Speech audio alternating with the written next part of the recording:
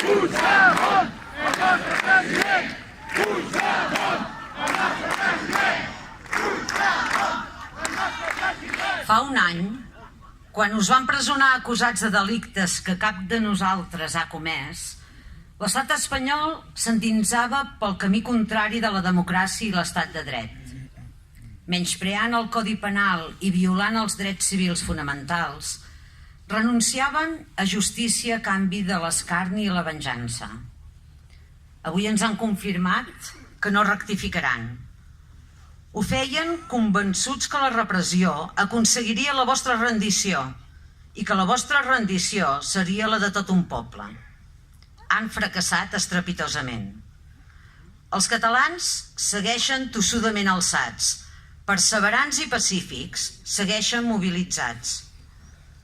Vosaltres no només no heu defallit, no només no us heu rendit, no només no renuncieu a cap dels vostres ideals i conviccions democràtiques, sinó que dia a dia doneu testimoni de dignitat i coratge com ja mai ningú podrà oblidar.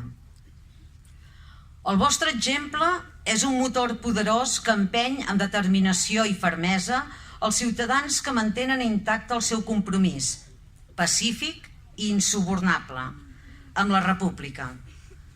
El vostre sacrifici no serà en va, serà el preu de la nostra llibertat col·lectiva.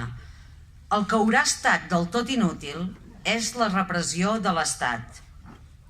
Avui, cada vegada més persones arreu d'Europa i del món observen amb estupor i indignació l'actuació desvergonyida i impròpia d'una democràcia del Tribunal Suprem i constaten que a Espanya el franquisme és encara ben viu. Tanmateix, per estar a l'alçada del vostre testimoni de coratge o dignitat, ha arribat l'hora de passar de la indignació a l'acció.